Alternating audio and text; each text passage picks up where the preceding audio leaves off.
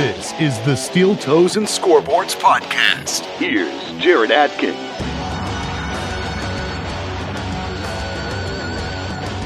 And Kirk Kelly. Welcome back to another episode of Steel Toes and Scoreboard. It's been a long time since I said that. Yes, it has. Here we are on a Memorial Day Monday, and we decided that, you know what? We need to talk a little baseball. Yeah.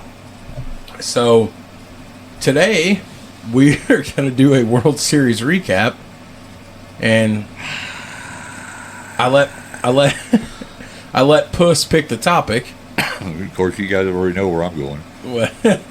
Back in the day, He said World Series, and we're going back. And as a matter of fact, we're going back 40 years. 40 years. 40. I ain't even been alive 40 years, Puss. Right. We're going to go back to the 1984 World Series. I'm glad we found that third time travel machine, you know. Yeah. You're going to hop in your Google machine, and we're going to go back in time. It's been so long since we've done one of these.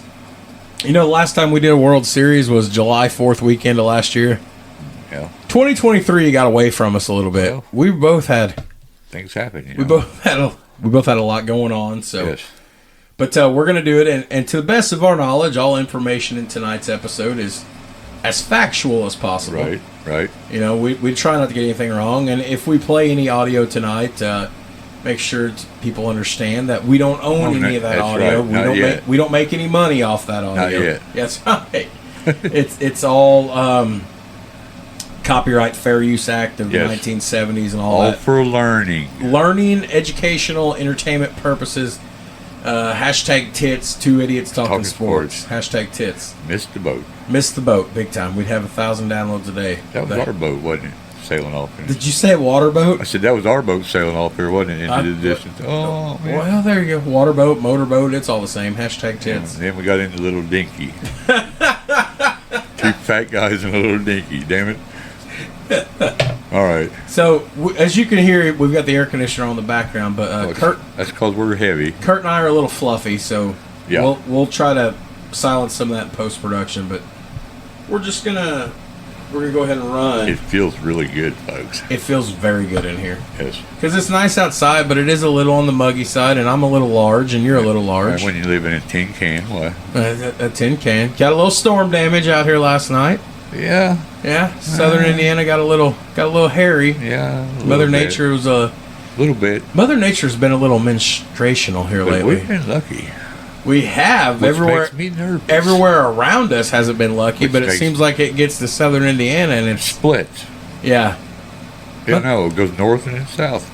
Mother Nature's very temperamental. Which makes me nervous. I heard you had to take shelter last night. No. I was in a tin can too. Yeah, we went to the neighbors. Yeah. I was just like, please don't throw my trailer across the field because I might die.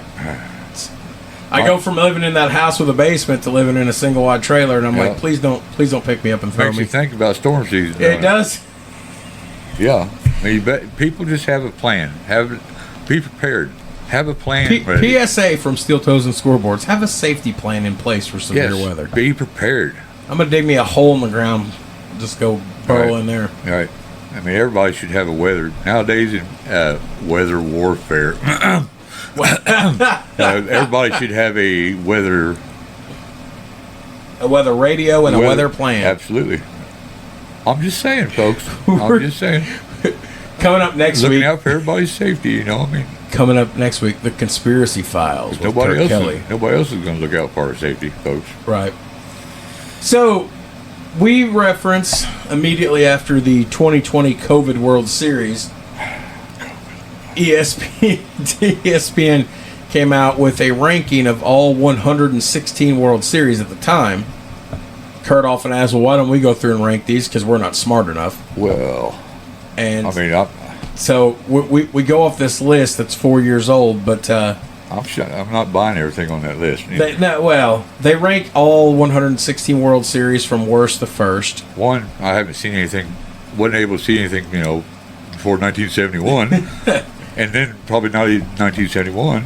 So, I would have remembered it. So, to rank every fall classic, ESPN leaned on four primary factors: game leverage index, which they borrowed from Baseball Reference, which measures how close the game is on each play and how likely the next chance to shift, or the next play could shift each team's chances.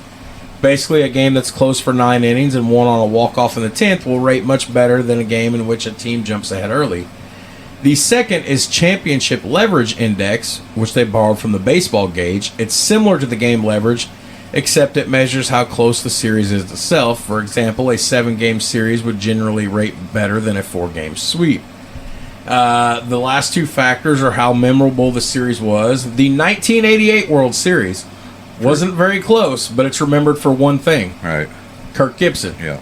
Who's going to play a pivotal part in today's... Yeah. Which changed that whole series at that. And then the last thing was how historically significant and satisfying that World Series is, which those last two criteria are kind of up for bat. Right. So, the 90s red.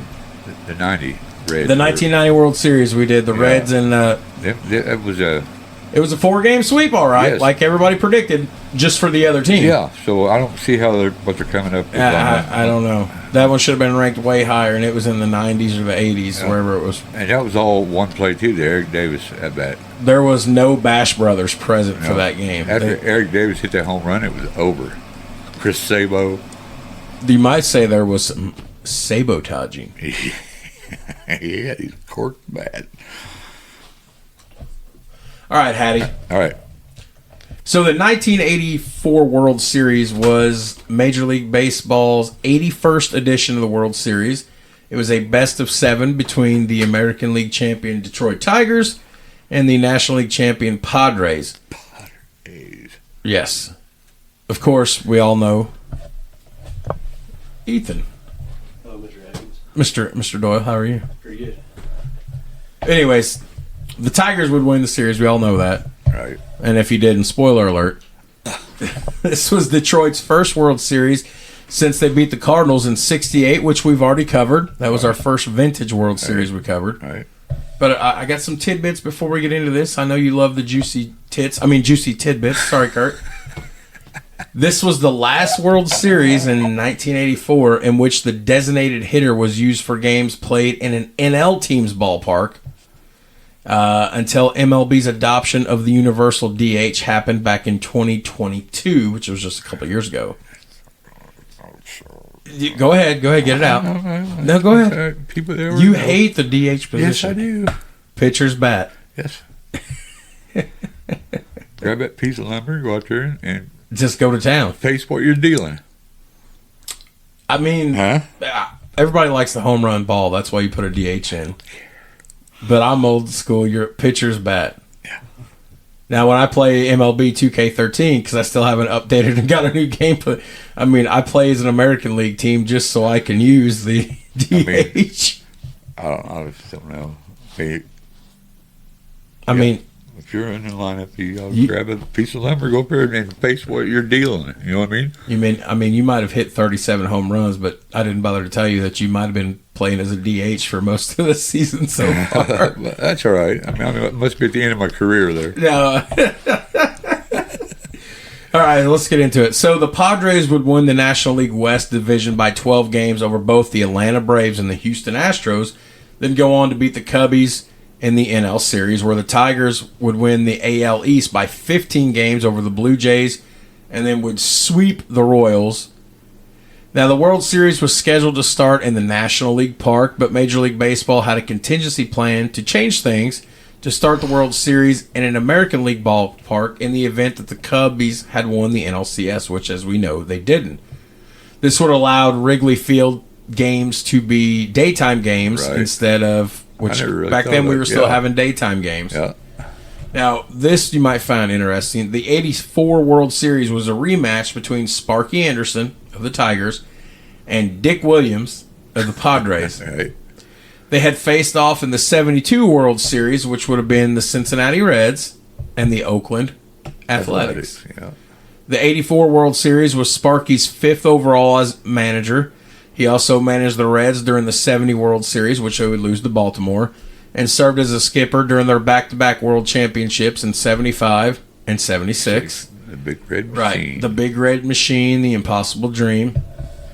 Now, what's interesting is this, as we know, the Tigers would win. That would make Sparky Anderson the first manager at the time to win a World Series in each league. That's pretty cool. Which was big game. Now, I know you love juicy tidbits.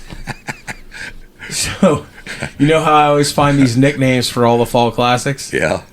And I put all this dumb shit in there just because you like hearing about it. The 1984 World Series was known as the Fast Food Fall Classic. The Fast Food Fall Classic. Okay. Because Domino's Pizza founder Tom Monahan owned the Tigers, while McDonald's founder Ray Kroc, who died a couple months before the World Series, had owned the San Diego Padres. So it was the Fast Food Fall Classic. Yeah. I got to say this real quick. I'm thinking back. The Padres had the ugliest uniforms. Oh, God. Those old school uniforms were just terrible. Looked like somebody wiped their butt on white fabric and just threw it on. By the way, yeah. Yeah. Okay. All right, so you want to get into it? Yeah. Let's get into it. Let's start by talking about the NL champion San Diego Padres. And their terrible uniforms. They were it looked like somebody literally wiped their ass and just threw it on a white piece of fabric and called it a uniform. Home and away. Yeah. It's terrible. Yeah. Okay, so this was their 16th season in franchise history. The Padres were led by Dick Williams and third-year player, one hell of a guy. I don't know if you've ever heard of him or not. A guy named Tony Gwynn. I don't know if he ever did anything. I don't think he did anything memorable or anything. He's actually maybe one of the guys that inspired me to start swinging left-handed too. Never heard of that guy. Was he any good? He was all right. Was he all right? Yeah, pretty good two-strike hitter. I mean, I loved watching. Oh yeah, okay, I know who it is. Yeah, I mean, I just used to watch him YouTube clips play all the time. Leads the league every year. Yeah. Batting. So normally, most of the time when we do a World Series, we've got divisional series, championship series. So since this was '84, we didn't quite have a divisional series yet. I had to find a way to fill time. Right. So we've got some, I mean, they're just juicy tits. I mean, juicy tidbits. Right. Right. In their first 15 seasons in the league, the Padres had an overall record of .995 and 1372, a .420 win percentage, which is just terrible. Yeah. And just a winning record once in franchise history, which would have been in '78. They never finished higher than fourth place in the NL West, and 8 times they finished in the basement of the old NL West. Now, they were coming off consecutive 81 and 81 seasons in Williams' 2 years as manager, so they're 500 ball club, right? Right. They did win the NL West in '84 with a 92 and 70 record.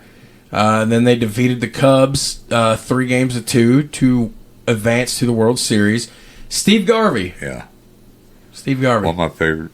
The first words Kurt ever uttered to me about sports at the old job, and that's how we got. He goes, Cecil Cooper or Steve Garvey? And I was like, ooh, tough pick. Do you remember how I answered? Cecil Cooper. I picked Cecil Cooper. Yeah. I did. That was a good pick. That was a good pick. Yeah. Now, that was a good pick. Oh yeah. Yeah. As you're flipping me the bird right now. No, I had something in my eye, dude. Steve Garvey or Cecil Cooper. So here's the thing. We're going to give a little backstory about the '83 Padres here. The year before in '83, they spent $6 million to acquire first baseman Steve Garvey. Now you might think that's not a lot of money. $6 million. That's not a whole lot of money. In today's dollars in 2024, that was about $18.8 million. A little bit of scratch. Okay. What's interesting is then in January of '84, they signed free agent reliever, a guy by the name of Goose Gossage. Yeah. For $6.25, that would be about $19.6 million in today's. So they're making some moves here. That would make Gossage the highest salaried pitcher in Major League Baseball at the time. Right. And this was back when the closers were not. See what they recording saves then. I'm not sure. Maybe. I don't know. See, be something to look into there. A little bit about their season in general. All-star catcher, a guy Kurt knows very well, Terry Kennedy, went arthroscopic knee surgery on his left knee. During spring training, Alan Wiggins was named the team's new second baseman over the incumbent, Juan Bonilla, who got waived. Wiggins had been moved from the outfield to make room in left field for Carmelo Martinez, who was moved from first base after being acquired in the offseason from the Cubbies. The Padres were hoping to bolster their starting outfield, which only went yard 23 times in 1983. That's terrible. Yeah, at least one of them guys got to have that many home runs by himself. That's terrible. So, what's interesting here is the rookie Martinez and center fielder Kevin McReynolds, who we talked about, was 140 at-bats during the prior season, were hyped by the media as the M&M Boys, which was a reference to the 60s, the Yankees of Roger Maris and Mickey Mantle. The two Padre outfielders, along with Garvey, Greg Nettles, and Kennedy, supplied San Diego with 5 regulars who would have the potential to hit at least 20 home runs. Right. And third-year right fielder Tony Gwynn entered the season with a .302 lifetime batting average. That's pretty good. I love Tony Gwynn. Me too. I love Tony. Tony Gwynn was like, you know how I always talk about Kirby Puckett. Right. I love. They're great ambassadors for their sport. Both of them were. Yes, absolutely. I don't know anybody can say a bad word about Kirby Puckett. R.I.P. Rest in peace. Yeah, because we lost Tony Gwynn not that long ago, a few years back. Yeah. Oh, Kurt, this gets me right in the feels. Yeah. So let's. There it's kicking on again. It's so nice. Yes. Yes. Let me see if we got anything else we need here. That Alan Wiggins move from the outfield to the infield was a big deal. That was big time, wasn't it? I mean, he made a big adjustment there, and you have to make from the outfield to the infield, right? Because you're sometimes you're not going to have a player on every team that can make that adjustment. That can be a true utilitarian player. Right. Infielders are usually infielders, and outfielders are usually for a reason. Outfielders, yes, for a reason. Unless you're Mookie Betts. Mookie Betts. Well, hell of a time. Well, yeah. I mean, wow. He played. I mean, that's you put him anywhere on the field, right? I mean, most people don't have that kind of skill set, really. I mean, I'm not a cheater, but I'm just saying, anytime I play NBA 2K or MLB 2K, all my players are 99 overalls, and they can all play any position on the field. Right. Right. Kurt Kelly might be a shortstop, but I can throw him out there at center field, and he still hits dingers. My name's Big Al, and I hit dingers. Did you ever see that chubby little kid? I gotta send you the YouTube clip. What? He was like, it was like a Little League World Series. This video is like 10 years old now. He's a chubby little kid. He was about 10. No, it was it was an actual Little League World Series. Oh. He's a chubby little kid. It's about 10 years ago. He was like 10 years old, and he goes, "My name's Big Al, and I hit dingers." And they showed a pitch. They hit him one, and he just ripped it down the right field side. Just ripped it. He's like, "My name's Big Al, and I hit dingers." That's pretty funny. Yeah, send me that. I'll check it out. Send you that. Let's see. I'm looking around here. We were improperly prepared for today. That's okay. While I'm adjusting and getting into position. Damn it! I'm taking that out. I'm taking that out. No, that's not the right button. I need this one. Nope. Nope. Yeah, time out. While I'm getting into position. Wait, while I'm getting into position. This just That's right. This became the #1 favorite podcast of the alphabet community now. Alphabet? Yeah. The LGB, whatever. Oh, I get it now, yeah. Because I said I'm getting into position. You're an idiot. I don't know who's a bigger idiot, me or you. Well, it's a toss-up. I should know better. You're like, whoa, bro. I'm the older one here. When I said I came out of the closet, and you didn't even let me finish, and I meant to say Lakers fan. I came out of the closet, and you're like, whoa, bro. Whoa, bro. Are the bugs bad or what? It's hot outside. The freaking gnats are terrible. Yeah. What? I don't remember the gnats. Here I go down the rabbit hole again. I don't remember them things 20 years ago. The stink bugs. Yeah, I don't remember them 20 years ago. I don't either. They're terrible. Ladybugs, or the little bitch bugs, I call them. The little bitch bugs. They bite, too. All right, so getting back to this. All right, yeah. Yeah. I want to point out as we're getting there. Regressive government. San Diego's pitching staff during that 84 season was dead last in the league in strikeouts per 9 innings. They were not... Who? The Padres? Yes. I don't remember that. Not a very good pitching staff. The starting rotation included Mark Thurman. Ed Whitson. Right-hander, Whitson. Yeah. He was a veteran. Andy Hawkins. Dave... Spaghetti. Yeah, Dave... No, not Spaghetti. Dave Drecky. Dave Jervecki. Yeah, I can't ever say it. Jervecki. Yeah. This one was before my time by 3 years. Then you had like Gossage in the bullpen. And you had Lefferts. Now Gossage was only in his 30s when he joined. Right. But he had a fastball that was... Yeah. It was not what it was in New York. No. And he didn't get a save the last whole month of the season. Like, it was... Right. He was used up. Yeah. Yeah. Used up. The only thing I really want to point out is, because we like talking nonsense, is the brawl with the Atlanta Braves. Do you remember this? I've seen clips of this on YouTube as a kid. So... the Padres and the Braves had a bench-clearing brawl about a month and a half before the end of the season in Atlanta. Oh, so I got to tell you the story? So the Braves were contending for division titles. They were 9.5 games out of first at the game time. This whole game was delayed by 2 hours of rain. So here you have all these million-dollar athletes. I mean, money's different now than it was then, but they're still these are high-paid athletes. Right. They're primed, they're amped, they're ready to go, and then it's just hurry up and wait. Right. So tempers and tensions are building. So Braves starting pitcher was Pascal Perez. I remember him. Yes. He threw pretty hard. So the very first pitch of the game, he fucking beams Alan Wiggins, just straight beams him. Okay. So Padres would go in retaliation mode. So the Braves would go up 2-0 in the bottom of the first. Perez came to bat in the bottom of the second. Ed Whitson, the starter, threw at him as he squared the bunt.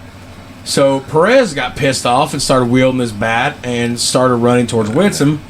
Steve Ripley was the umpire at home plate. He restrained him as both benches began to clear. So Ripley would issue a warning to both teams without further fighting ensuing. They got him calmed down, right? So the Braves would score another run in the inning. They'd go up 3-0. So the bottom of the fourth inning came around.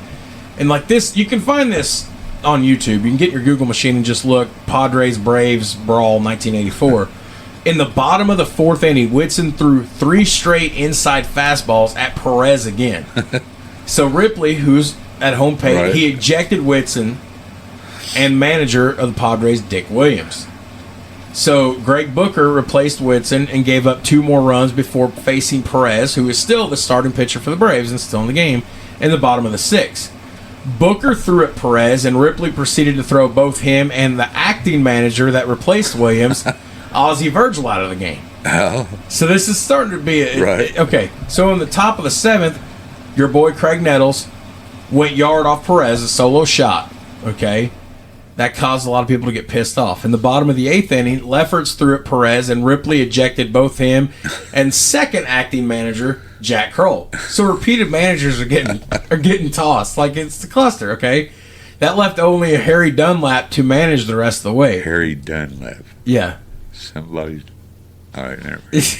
So this time, both the Braves and the Padres dugouts cleared, and the brawl was on. Now, first base umpire John McSherry and Padres first baseman Steve Garvey attempted to stop everything, but were caught in the middle. Garvey gets rocked and goes down by somebody. Yes. Not so Popeye. This brawl goes on. Popeye forearms. This brawl goes on for like 10 or 15 minutes before Champ Summers, who's a backup infielder, stormed Perez, who had, like a coward and a bitch boy, maybe, I don't know, or maybe smart to not get involved. Perez had went back to the Braves dugout. He's like, I'm out of this, okay? He starts it all and he's out. No. That's what I'm telling you. This is like one of the greatest moments in baseball history that not a lot of people know about. And I've loved this. I think I first seen this clip when I was about 15. Go ahead and throw your WWE something in right now. WWE, right? WWE. I mean, it was a full-on Jim Ross. It's a slobber knocker out here. By God, that man's got a damn family. Charged him out. So, Your ass. Bob Horner, who was on the DL list with an injured wrist, but was dressed in uniform, met Summers at the front of the dugout, and they start wrestling on the ground. Oh yeah. A fan, ding, ding, a ding. fan had jumped from the stands Yes. onto the field to get involved in this fucking mess. Yeah. So on the side, though, the Padre teammates started fighting with other Padre teammates because you're not even looking at who you're swinging at. It is. So a shitload of people got ejected from the dugouts. The fan got ejected from the stadium, got a lifetime ban from Atlanta Fulton County Stadium. So, but that wasn't the only fight, Kurt, because we get order restored to go to the top of the ninth. Right. We still got to make this game official. That's not the only fight. Right. Braves reliever Donnie Moore hit Greg Nettles with his second pitch when he came to bat, and another fight happened. Nobody seen that coming, did they? No. Your old buddy, Nettles, was wrestled to the ground by Rick Mahler. Let's see what else. Moore was then attacked by Goose Gossett, who punched him right in the face. For the love of God. You never heard about this brawl? Oh my God. This is like one of the greatest baseball, because it was continuous all game. Like, how many times the bench is cleared? My parents probably didn't let me watch it. It was too much violence. Like, you'd think for a second maybe this was like hockey on dirt or something. Like, it was. Sounds pretty interesting. So, but we're not done yet. For the love of God, please. Goose was then wrestled to the ground by manager Joe Torre and other Brave players. Yeah, I've seen Joe being I'd say he parts somebody's hair for him, from like the mafia time. So then, this was the most exciting. This is the closest they got to winning the World Series, because this is like a moral victory, I guess. But so, Nettles then went after Moore again and got restrained again. But Gerald Perry, who had already been ejected, came out and went after Tim Flannery. So then all these guys are fighting. More fans jump into the field. So you've got fans jumping onto the field again. You got a Royal Rumble here. It was. Fans in the seats behind the Padres dugout then began to taunt the Padres, including Ed Whitson. Your uniforms look terrible. Yeah. Then they begin to throw drinks. They're throwing drinks and beer cans on the field. No. Another fan tried leaping onto the field to steal a batting helmet before he got tackled by other players and security. Somebody would smack him in the face with the batting helmet. Nice. For the love of God. So by the time we get order, we're in the ninth, and a lot of the stadium's half empty. Yeah, everybody's been ejected. Well, everybody's been ejected, or fans kicked out, or some people's like, I didn't bring my kids here to see this, so they all leave. So they got order remain so they could finish the ninth inning, and then I didn't do the math on this, but there was dozens and dozens of suspensions for players and officials, and dozens of lifetime bans for players issued out. That was the highlight of the '84 Padres season. The brawl with the Braves, which you can find the full length, if you get in the Google machine. Let's get ready to rumble. Did not know. I don't remember that. Okay, so that's the highlight. I told you we didn't have a DL. We didn't have a division series, so we had to fill content. Right. Well, did not know that. That's pretty. I wonder. Pretty interesting. I wonder if I can find that on YouTube real quick. What, the brawl? Yeah. I don't know the last time I watched it. But we'll see. I got this 1984. Padres Braves fight comes up right away. Oh, shout out Major League Baseball. This is your content. Buying this boat was a total no-brainer. Oh, no-brainer? If you got a new boat, the smart thing to say is... I don't know what part, though, because there was multiple fights. Your State Farm agent can help you choose the right coverage. Genius. Like a good neighbor... Like a good neighbor, State Farm is there, Kurt. Yes. So now Jack Kroll runs the glove, and left Roberts delivers inside. I think he's going to be gone too. Here come the Braves. Here come the Braves. Look how terrible these Padre uniforms are. Great time. Perez coming to the plate. We've got one going now. And there are some hot-tempered individuals out there. Hot-tempered individuals. Hot-tempered individuals. Pascual Perez not involved there. Is that Ben? I'll tell you what. I think so. That's about as good a little battle as you're going to see. I want to see the fan jump on the field. Separate fights going on out in the field. Pascual Perez is not out there. He's gone back to the Atlanta dugout. Pure carnage. You see, he retreated back to the dugout. Jam Summers went after Pascual Perez.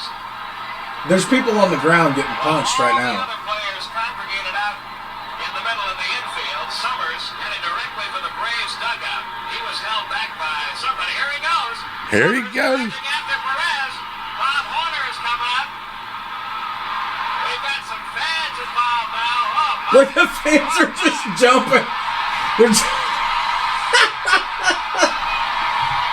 one is very close to getting totally out of control. I think it's already there. Very close to getting I think it's totally. Very close to getting totally out of I control. think, Very it's close. already there. Growing fans. Yeah. There's still one fan down there in the middle of all that. There's like, my favorite part is there's bodies everywhere on top of a fan. In a way, it's good a fan got involved because that'll turn all the players. It's like a family feud. Turn all the players against the fan. No. Okay, we've got one fan that's been grabbed by a couple of security guards. There we go again. Now, Gerald Perry, Tim Flannery. I mean, listen to the crowd, dude. People love that shit. But what's the matter with what's the matter with the society, man? For a little bit of cheering. Well, it's, you're playing a kid's game, as you always say. Yeah. With tempers flare. People Safe, get no butthurt. out. Safe, no out. And what's funny is this is like one fight of like 4 that happened in this game. Yeah, that's crazy. Okay. That's totally out of control. We've got like another 15 minutes of this. We'll just go ahead and stop there. You can find it on YouTube. Get in your Google And, machine. Padres Braves 1984 brawl. Now for the World Series. Well, I think with all that hype, we ought to talk about the NLCS.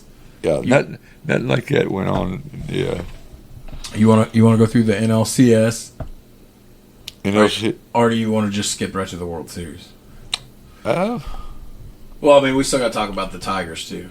yeah, Tigers. You want to just skip the championship series? Yeah. Okay. Kurt said we're gonna skip it. Let's just go World Series. We're just gonna skip it because it's a holiday and we're being lazy. And Yeah, I am lazy today. I mean, our content. I don't know. By the way, I don't know what's going on with our content.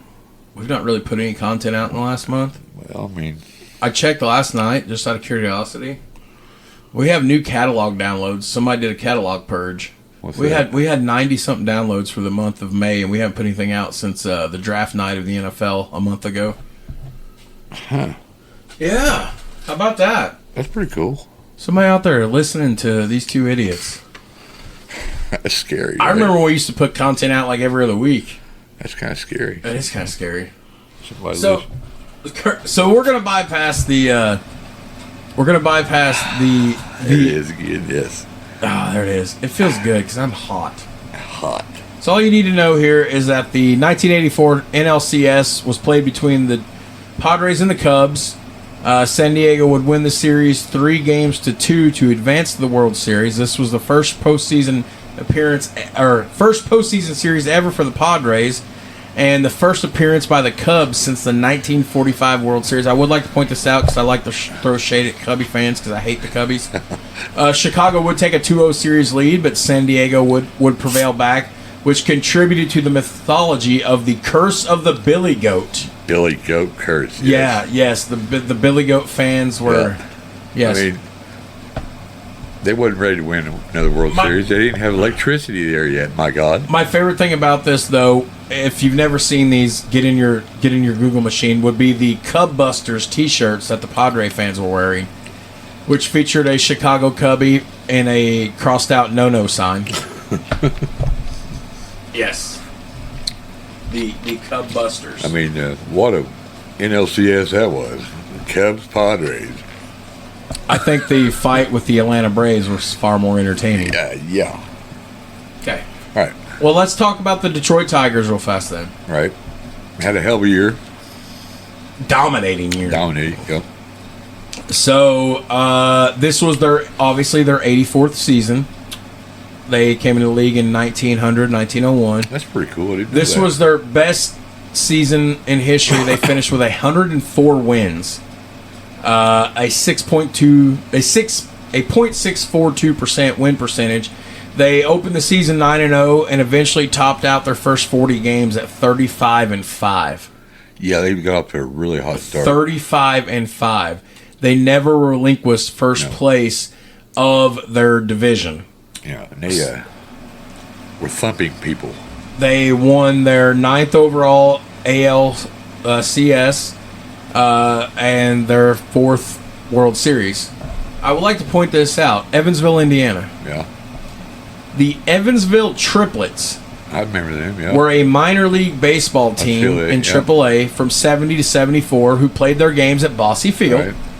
The Triplets served as a farm club for the Minnesota Twins in 1970, the Milwaukee Brewers from 71 to 73, and the Detroit Tigers from 74 to 1984. That's pretty cool. Evansville Triplets. For those of us that listen to our show that don't know where we're at, Kurt and I live about an hour from Evansville. Right. I can remember listening to Triplets games on the radio. We're about an hour each direction from Evansville or Louisville, roundabout where we're at. Evansville's like the 4th biggest city in the state of Indiana. That's our biggest, closest city. Probably an hour from Bloomington, too. Yeah. So, we will just... hour from Terre Haute. Yes. So, we'll skip the... I don't really have much in here about the Tigers because you should just know They swept the Royals, I think. The Tigers smashed everybody. Yeah. One hell of a baseball season.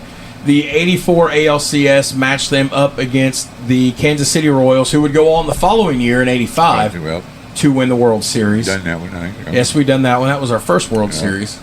The Tigers would take the series in a 3-game sweep of the Royals. Dominating. I mean, with a manager named Sparky Anderson, you're going to be dominating. So you just want to jump right into it. This will be a quick World Series. We just want to jump into it. Yeah. All right. Well, we're going to have to take a pause for the calls first. Yeah. Swing and a miss. Pretty bad. Yeah. Don't mind miss. We're just bitching about something. Phaser set to stun. Star Trek. Yes. Yeah. Oh, my God. All right, let's go. 1984 World Series. Oh, let's go. Game 1 from Jack Murphy Stadium. First pitch thrown out from somebody named Pat Olson, who was attending his 238th World Series game. Nice. That's pretty impressive. So this guy had been to a lot of World Series games. Yeah, he's probably old enough for dust. Good night. October 9th, 1984, national anthem sung by people I don't know. Who? Hollis Gentry III and Bruce Cameron, jazz musicians. Jazzy. I don't know shit about jazz. 1984. I don't remember 84 being that jazzy, but all right. Okay. So the Tigers would strike first in Game 1 when Lou Whitaker doubled to lead off the top of the first and scored on Alan Trammell's single. But their starter, Jack Morris, pretty good guy in his own right. Yeah. A 19-game winner during the regular season, struggled in the bottom half as he surrendered 2-out singles to Steve Garvey and Greg Nettles, followed by a 2-run double to Terry Kennedy. Now, Padres starter on the other side, Mark Thurman, took a 2-1 lead into the 5th, but then surrendered a crucial 2-out, 2-run shot to Larry Herndon. Yeah. Nettles and Kennedy would have been both single to open the San Diego 6th, but Morris snuffed out their momentum by striking out the rest of the side. Kurt Bevacqua started what looked to be a comeback with a leadoff double in the 7th inning, but would then get thrown out at third while attempting to stretch into a triple. During the close call, Morris remained focused and set down the last 9 remaining Padre batters for a complete game 3-2 victory to earn the W in Game 1. I'd like to bring up a point here. This is back in the day when pitchers played the whole game. Yeah. He threw well over 100 You're pitches. over 100 pitches. Well over 100 pitches that game. You don't do that now. Neither starter was sharp. Serviceable. A lot of deep counts, 3-2. A lot of 3-2 counts. Not sharp, but serviceable. Yeah. So neither one was really on their pinpoint game. And what starters now, they go 5 innings. 5-6 innings. They want to get a quality start at 6 innings, let them go. Right. Yeah. I know. I'm rolling my eyes, too. Not a lot of action, though. Both teams managed 8 hits, and Detroit was able to get 3 runs off those 8 hits, with San Diego only getting 2 runs. So now the next night, Game 2, 10-10, 1984, once again from Jack Murphy Stadium. That would be in San Diego for everybody that didn't know that. Right. So first pitch was thrown out from AL umpire from 54 to 70, Edward Runge, to Terry Kennedy, and singer-songwriter and actor Frankie Lang sang the national anthem in front of 57,911 baseball fans. So here we go. So in Game 2... Oh, I went too far, Kurt. Oh, no. Edit that out, too. Edit that out, too? No, I ain't doing it. Ain't doing it. Ain't gonna do it. So here we go. Game 2, Lou Whitaker, Alan Trammell, and Kirk Gibson would hit consecutive singles to lead off the top of the first, put the Tigers up by 1 run. So there you go. Gibson stole second base. Trammell scored on Lance Parrish's sacrifice fly. Then Darrell Evans had an RBI single to make it 3-0 Tigers lead.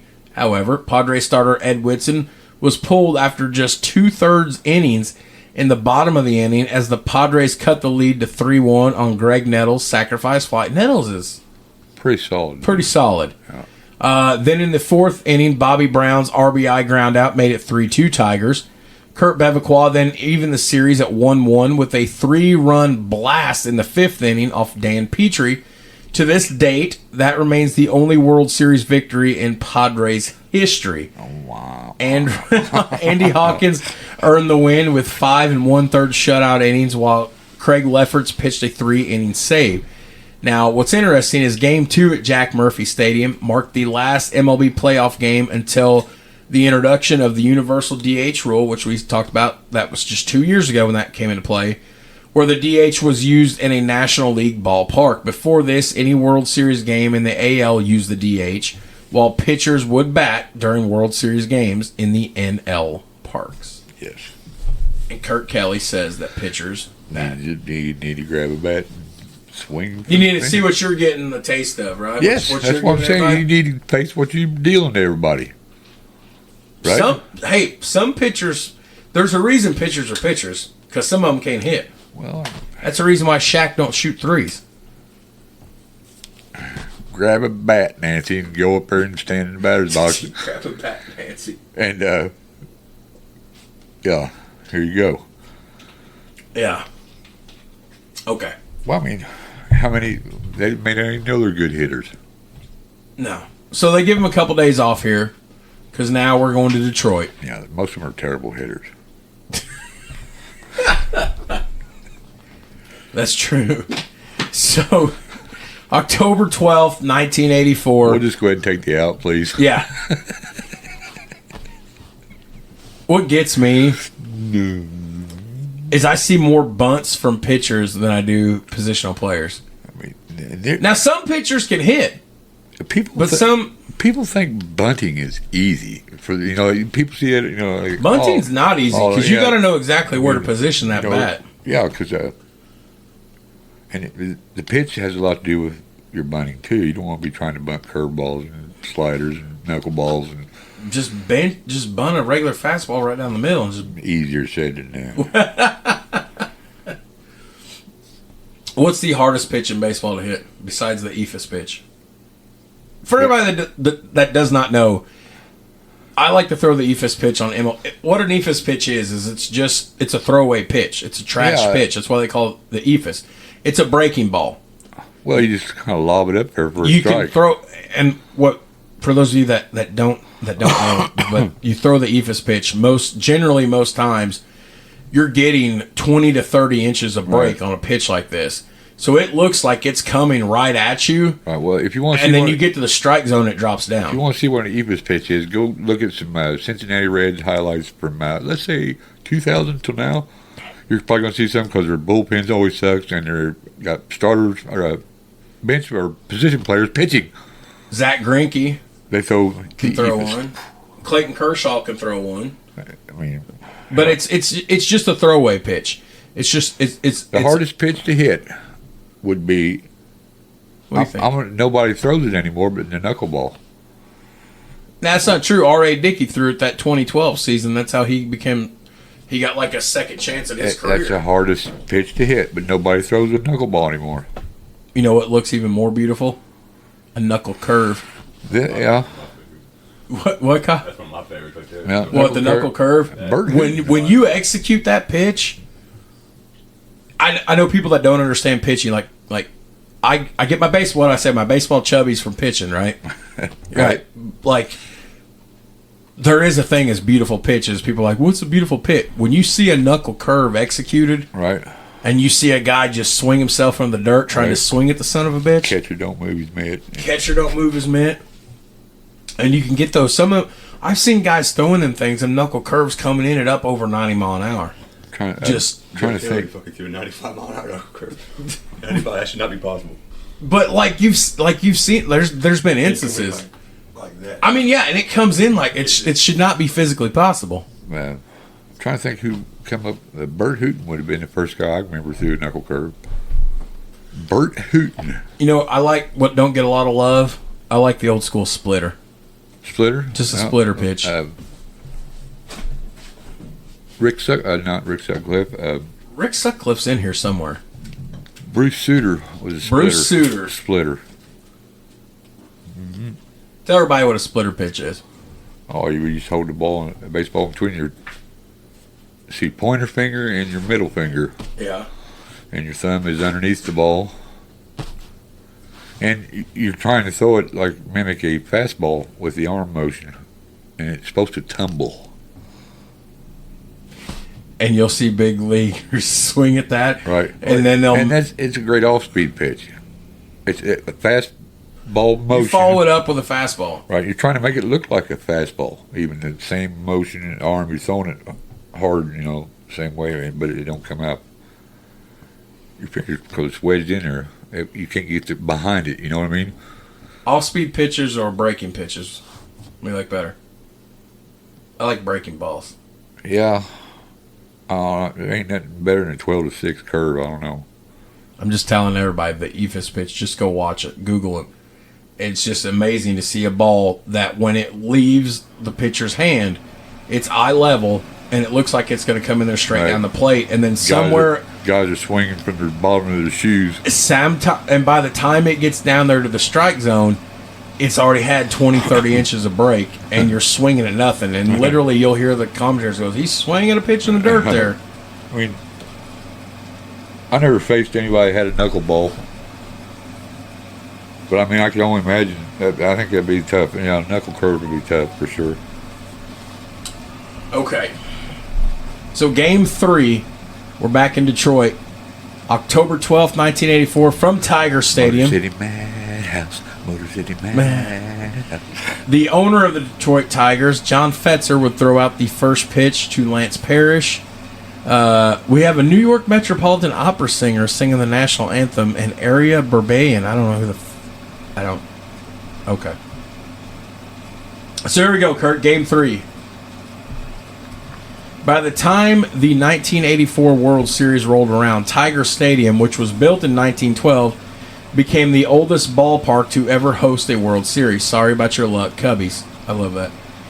The record was eclipsed by Boston's Fenway Park in 86, 2004, 2013, but we don't care about that. We're talking about the World Series. So, what was the name of the place?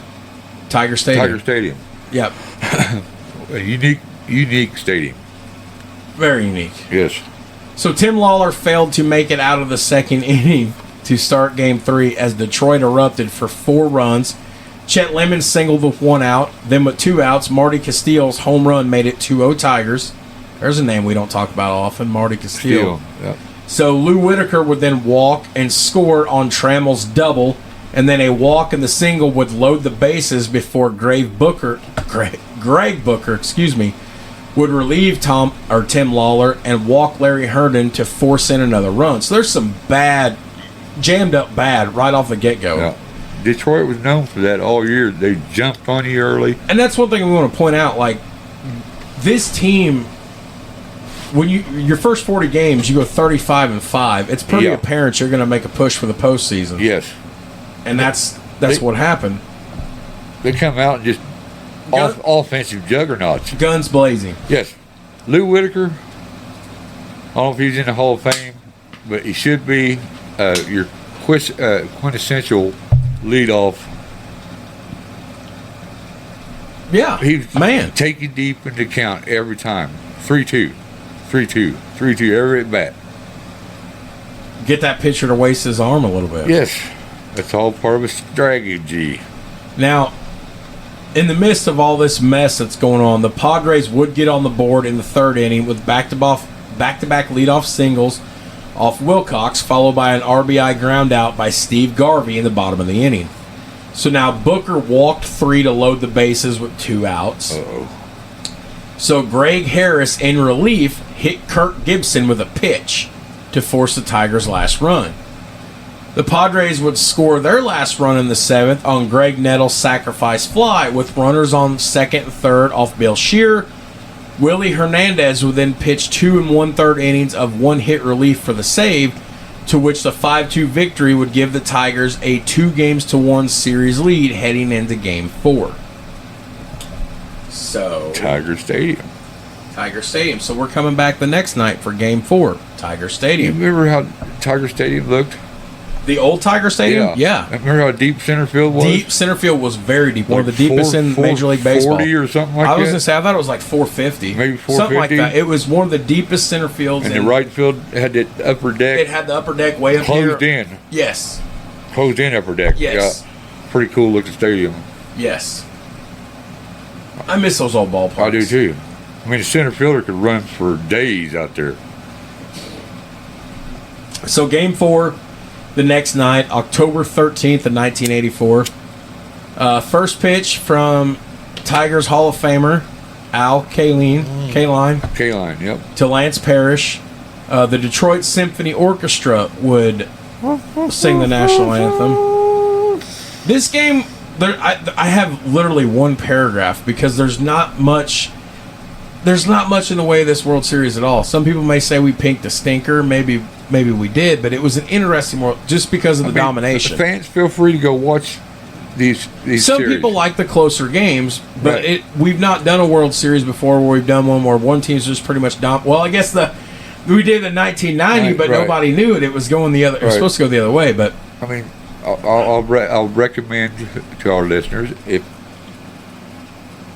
what we're not filling in, you feel free to go to YouTube and watch. yeah. And And every game from this World Series is available in full. One of the things that we have seen a change in social media in the last 10 years is the Big Four here in North America. The Big Four, which will always be, no offense to soccer, nobody likes soccer, but the Big Four in North America will always be the MLB, the NBA, the NFL, and the NHL. right. What each of these organizations has done in the last 10 to 15 years is they are now going and posting full games commercial free for free on their YouTube channels. Yes. So you can watch, just like the NCAA, when we did the watch along about a year ago Right. with Georgetown Villanova, Pretty cool. we watched the full game, no commercials. Right. They put that up there free.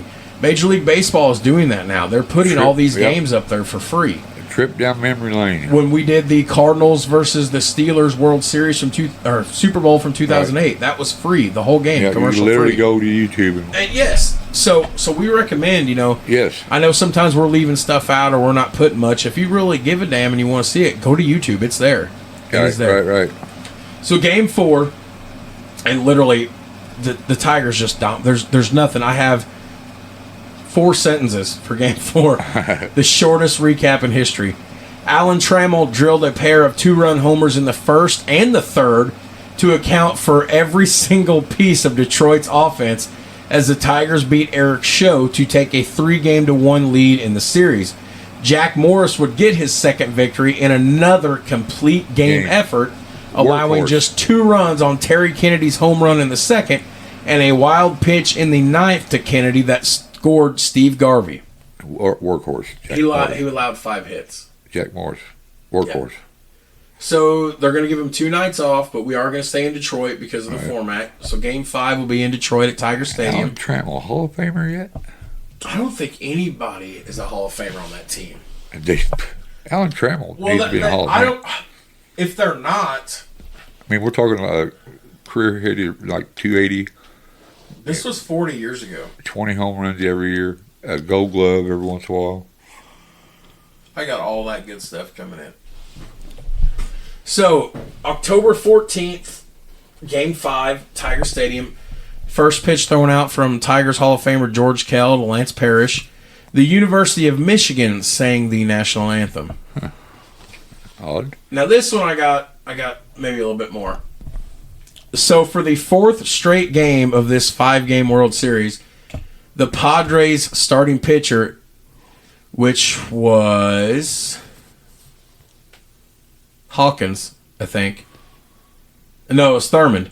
So they did not make it past the 3rd inning. The Tigers jumped on Thurman for 3 runs in the 1st inning. Just like they do, like pouncing. The Tigers pounce. Lou Whitaker singled to lead off. Then Kirk Gibson homered and out later, followed by consecutive singles by Parrish, Herndon, and Chet Lemon. The Padres get aboard in the 3rd when Bobby Brown hit a leadoff single off of Dan Petrie, moved to 3rd on 2 groundouts, and scored on Steve Garvey's single. The Padres rallied to tie the score in the 4th when runners on 2nd and 3rd, Brown's sacrifice fly, and Alan Wiggins' RBI single scored a run to each knock Petrie out of the game. The Tigers would then load the bases in the 5th inning off of Andy Hawkins when Rusty Kuhn's sacrifice fly put them up 4-3. So we might get a Game 6. It's looking like we could get a Game 6. Well, not so far. Parrish's home run in the 7th off of Gossage made it 5-3 Tigers, but the Padres cut the lead back to 1 again on Kurt Bevilacqua's home run off closer Willie Hernandez. Willie Hernandez, that's an original name. Willie Hernandez. Kirk Gibson came to the plate in the bottom of the 8th inning for the Tigers with runners on 2nd and 3rd and 1 out.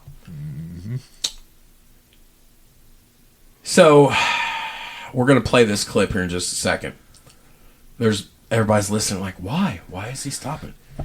Kurt, the 1988 World Series, I was a year old. Yeah. Dodgers versus A's. Okay, that was in the middle of that 3 World Series run that the Oakland Athletics happened. Right.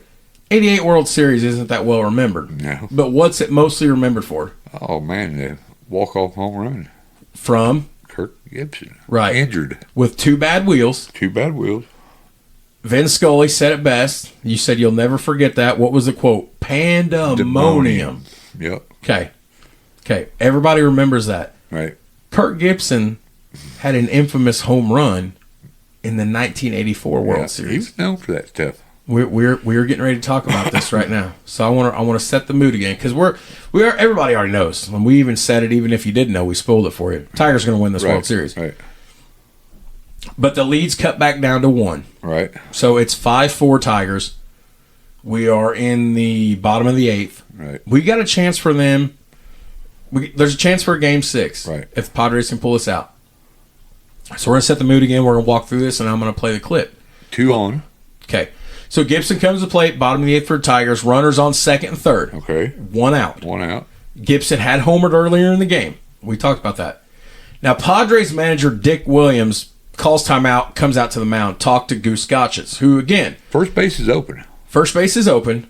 Now, Gossage isn't the same player he was in New York, but he's still serviceable. Right.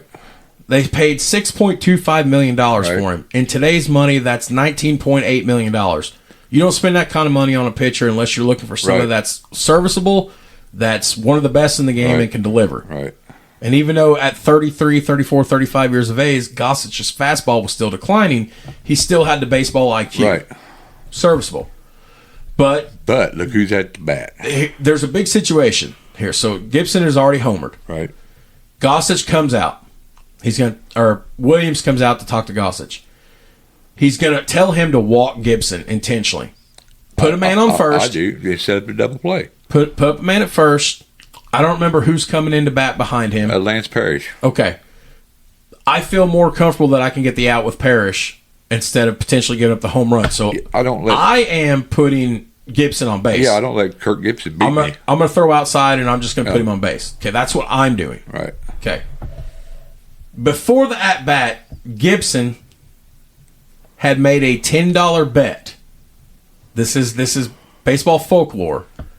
Gibson had made a $10 bet with manager Sparky Anderson that Gossich, who, when you go back career and you look at Kirk Gibson over Gossich, for whatever reason, Gossich wasn't one that Gibson could hit against. He usually dominated him.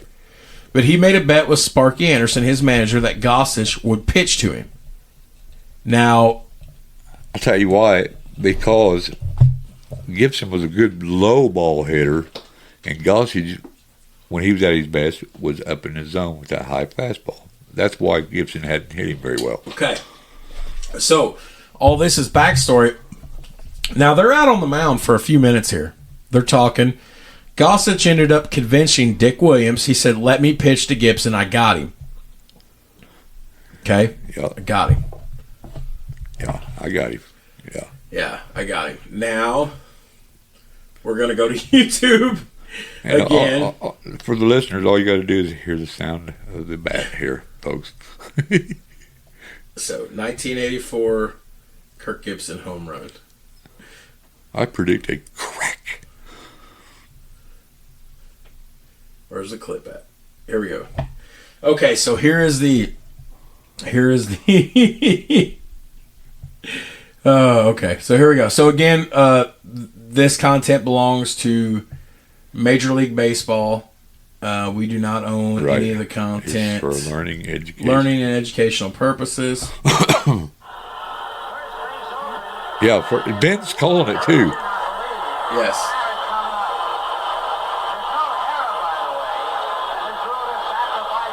Boy, this quality is not very good on this one. There's Gibson up at the plate. You got to take the bat out of his hands.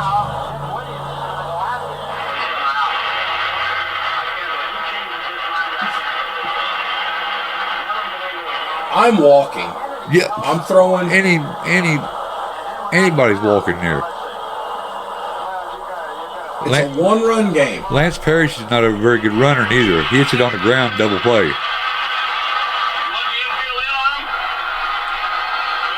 This audio quality is terrible. Yeah, it is.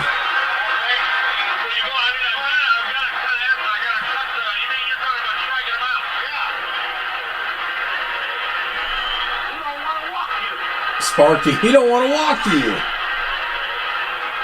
Look at a young Kirk Gibson there.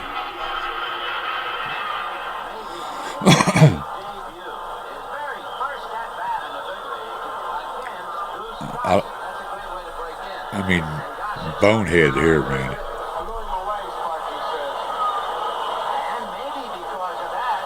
He should have walked him.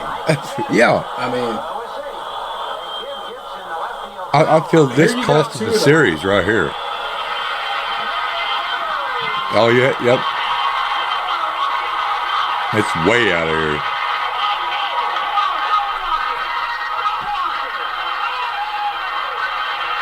Circles the bases. 3-run blast. And he circles the bases waving his arms. Yep. And it cuts back to Gossich, and his face is just disgust. Well, how does a manager let the player talk him into, I don't know. He's got to think right there that Kirk Gibson's due. It's Kirk Gibson. Lance Parrish, I think at the time, he had bad wheels too. He did. He didn't want to walk him. Oh, and Kirk crushed that pitch, too. So he wound up driving in 5 runs, scoring 3. It was the upper deck. It clinched the series. Yeah. Gibson would wind up driving in 5 runs, scoring 3, including the run that gave Detroit the lead for good when he raced home on a pop-up sacrifice fly used by reserve Rusty Kuntz. And then the 9th, Willie Hernandez closed the series for the Tigers by getting Tony Gwynn to fly out to Larry Herndon in left field for the final out. Alan Trammell won the World Series Most Valuable Player Award. Jack Morris won the Babe Ruth Award from the Baseball Writers Association. Gibson had a stellar World Series, batting .333 with 6 hits and 7 RBIs and 2 home runs. Yes. And after being fired by the Cincinnati Reds in 1978, Sparky Anderson was hired by the Tigers in June of '79 and became the first manager to win a World Series in both leagues. 3 World Series players set or tied records for a 5-game World Series. Series MVP Alan Trammell tied a record by collecting 9 total hits. Teammate Lou Whitaker tied another record by scoring 6 runs. And Padres' Carmelo Martinez set a record by striking out 9 times. Ouch. Now, where this World Series ended up ranked 70th overall. The series leverage, which ranks how close the World Series was ranked 91st.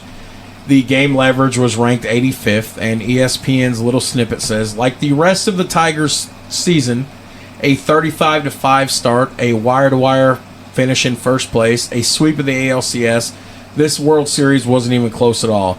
But besides the pleasure of seeing a great team dominate, there was a sequence in Game 5 that is one of October's finest moments. Gossage, ordered to walk Gibson, talked his manager out of it. Gibson then homered to put the series away, arms raised as he circled the bases. Just delicious. Yeah, That's what it says. I mean, that literally changed the whole complexion of that series. I mean, until then, the Padres had been 1 or 2 plays away from swinging the tide, you know what I mean? And that there totally just took the wind out of themselves. Lights out. Somebody start the bus. And to this day, the Padres have yet to taste a World Series championship. They are one of only, I think, 5 or 6 teams that has not yet hosted. Well, until they get their uniforms fixed, they ain't gonna be doing shit. You know what? Let's just run it down. What teams have not won a World Series? Turn out the lights. The party's over. What teams have no World Series? Let's see here. What teams don't have no World Series? The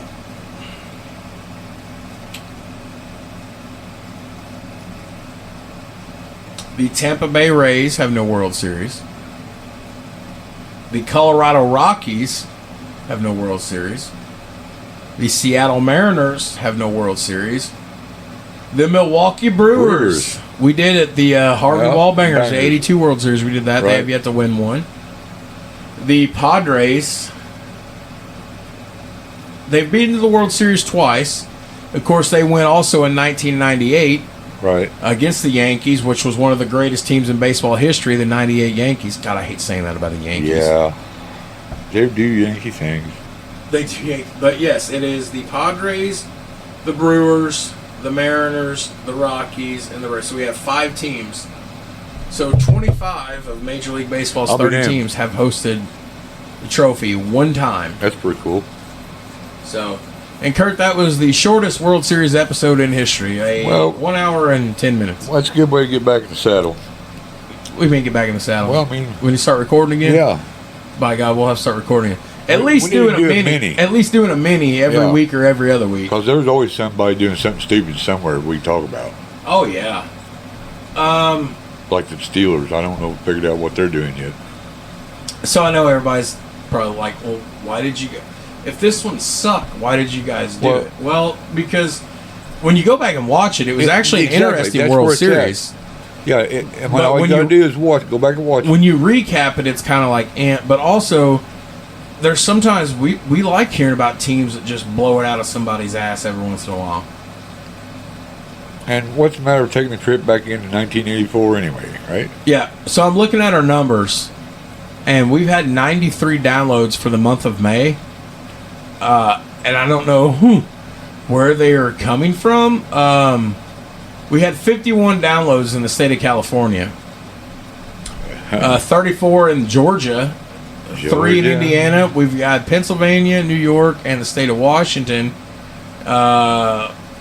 Yeah, so, well... That's peachy, isn't it, Georgia? Yeah, well, I want to tell you, last month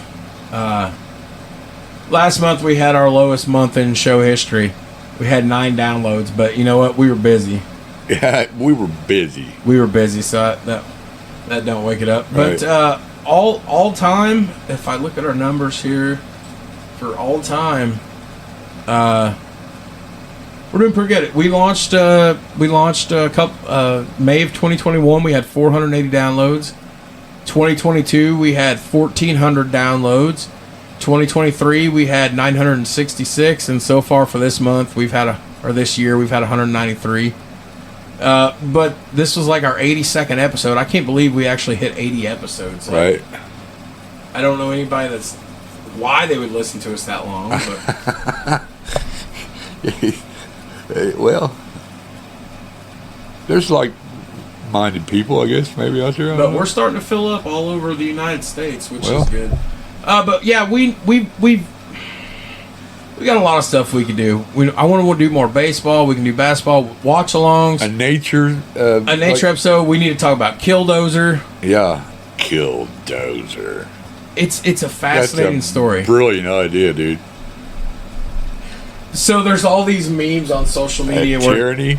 I got your tyranny for you. Where people are like, went to check on my buddy I hadn't seen in 6 months. Opened his garage and found him welding steel to a bulldozer. It's like, oh shit. Oh shit. He was upset. Like he was regressing the government. He was upset with the government. The government had not looked at his polite and favorable manners. He was done. He was done with it. So I don't care what anybody says. Right or wrong, nobody died except for him. Right. And he only died because he realized he wasn't going to go to jail, so he popped himself. Right.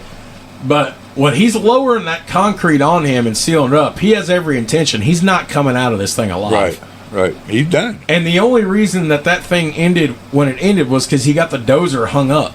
Right. Or else that whole town would have been in shambles. Oh, yeah, leveled. Yeah. But I want to know, how is it that you're friends with a guy, how is it that nobody's checking in on him throughout the course of 2 years to learn that he's modifying a dozer with armor and cameras? What's he telling him that he's doing it for? I mean, what? They said they heard weird noises coming from a shop at night, and he's like, just working on projects. Yeah. Fucking tank armor. You imagine when he first drove out in the street and the cops got called on him, you imagine the looks on their faces, and they got their little pea shooters out, and they're like you're not stopping him. Yeah, this is great. Killdozer. Well, I mean, Killdozer was fun. Jimmy Hoffa was fun. Yeah. It's a great story, really. The Killdozer? Yes. You want to talk Killdozer, don't you? Yeah, I mean, it's kind of cool. I could see myself maybe going nuts enough to start a Killdozer event. Well, just have enough of it, Just I don't even feel like it was a real World Series recap. It went so fast. They definitely was infringing upon his rights somehow, I'm sure. And he was mad. Yeah, fed up with it. I would be mad too. Government. I don't know. We don't like to talk politics and stuff, but the government is overreach. It's ridiculous. Kurt, this is usually where Kurt says, "Let's go, Brandon." Let's. Here's the deal. I never heard a president say that so much. Here's the deal. Well, here's the deal. I'm surprised he can formulate actual sentences. My son does a lot of cocaine. And here's the deal. Somebody's like, so who cares? Donald Trump married a stripper. I'm like, where did he marry a stripper? Good for Donald Trump. Good for him. She's flexible. Yes, that's right. That's a profession. That is a profession, Hattie. You are 100% correct. That is a profession. Now, if people go, oh, well, it's degrading. Well, what's the oldest profession in the world? Hooking. Why do we have a show? I mean, a stripper, they're just getting on with a pole. Ain't really getting on with anybody, so to speak. That's true, too. You know? So what you're saying is you want to start recording again more. Well, we used to do this every other weekend. You remember that? We need to do a mini. And even if we didn't do one every other weekend, we do a mini at least once or twice. Once a week or every other week. Yeah. Well, this was the shortest World Series in history. We'll just call this a World Series mini. It's a nice day out. It's a nice day out. I mean, we didn't want to be inside all day. Oh. So, all right. So, Puss, you got anything from Kurt's Corner? It's been a long time since we had an episode of Kurt's Corner. No, I don't. Oh, Puss, I got something for you. I mean, I've already maybe put it out there already. Puss, I got something for you. What? I went down the rabbit hole. What'd you find down there? On the rabbit hole on YouTube and Facebook and TikTok. And what'd you find down there? Oh, yeah, it is. The most horrifying and suspected creatures from each state. Oh, yeah, it's pretty cool. You know what I found in Indiana? What's that? Dogman. Uh-huh. And then I remembered why I don't come over at night anymore. Oh, shit. And especially now that your land is cleared and I can see the field. That's a good thing, though. There's right? been times I think I've seen something running across the field at night. I'll tell you what. I'll tell everybody this that does not remember this on past episodes. When you leave Kurt Kelly's house at 2 or 3 o'clock in the morning, it's a short drive back to US 231, but it is a creepy drive back. It is creepy, yes. That's why I lock my doors and I just look straight ahead. You never look to your side. You just keep going. When Kurt and I got back from after 2 beers in Richmond, we had to stop in the middle of the road and remove a tree limb. Yeah, and Kurt's like, we got to park right here. It was I'm like, almost like it was a setup. I was like, Kurt, we're not stopping. He goes, well, we got to stop. We can't go through it. And I didn't even get out of the car. I was like, Kurt, you move it. Yeah, I had to hop out, and it's like something was watching me. And I was like, he's like, I felt like something was watching me. And what was weird, it didn't storm. How'd that lamb get there? It didn't even storm down here because you asked everybody. How'd that big old lamb get Something out there? planted it. Yep. That's what I'm saying. Something wanted to get. It was full on the hills have eyes. It wanted you. I got out. Kurt's got like 2 cemeteries close to his house too. too. Well, I better not fuck with him. So you got the haunted cemetery by your house. Yeah. And then there's the other haunted cemetery going out Portersville way. Yeah, some say they are haunted. That's why I don't come to your house in the dark anymore. There's a lot of... Sun's going down. Something is going down for sure. The sun's going down. Oh, the sun's going down? Yeah, you don't want to be caught here. No, it's summertime. It's only 3:40. What's weird about the cemetery haunted thing is they're on the same, let's see, latitude, longitude, or literally. You Martin Davis County people. Alfordsville's haunted. That's why nobody comes out here anymore. It's a ghost town, pretty much. Just where we want it. There's nothing out there. No. There's a gas station that's not even a gas station anymore. It's called the station. You can buy no, you got gas. You can buy drinks from a vending machine. They got gas there now. Do they? Yep. You gotta call somebody and make sure they're open. I think you got bait for fishing, and they got the honor system on the bag ice. If you need a bag ice, you just go up to the door and they got like a little slit. You slip your money in, you go get your bag ice. Honor system, huh? Yeah, and the same way with the bait too. I think. By God. Yeah, they're helping everybody be master baiters. Wait. You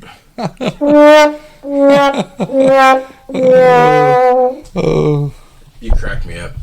Well, this has been fun. This was the shortest World Series episode we've ever done. But it's a nice holiday. It was like we pounced on it like the Tigers did. I mean, there was nothing really to say. They just kicked everybody's ass and it was over. Yeah. So it was an abbreviated World Series recap. Yes. All right, well, Puss. We'll do a mini here. We'll set a mini up here coming up soon, and then we'll do Killdozer as a full length episode. Kurt wants to talk about. Kurt wants to watch Killdozer. Yeah, I do. Find it on YouTube. Oh, yeah, I'm gonna check it out. I think it's officially called Tread or something, or Don't Tread or whatever. But Otherwise, you can just Google Killdozer. Pretty much flipped the government off. And like, he fully, when he set that on there, he knew he wasn't coming out. I was like, I'm not coming out of this. So, Marvin Heemeyer. Destroy half your town in the process. 2004. I was a high school sophomore. I remember seeing it on the news. Granby, Colorado. He'd still be going if he wouldn't have done himself in. That whole town would have been leveled if he. Yeah, he'd probably reached the White House by now. And on that note, we're going to end it there. So, for Kirk Kelly, this is Jared Aggs. This was a Memorial Day edition of Steel Toes and Scoreboards, an abbreviated World Series recap. The 84 World Series where the Tigers just obliterated everybody, and it was apparent they were going to win. So A pouncing. Like a tiger. Rawr. Rawr. Peace out. Peace out.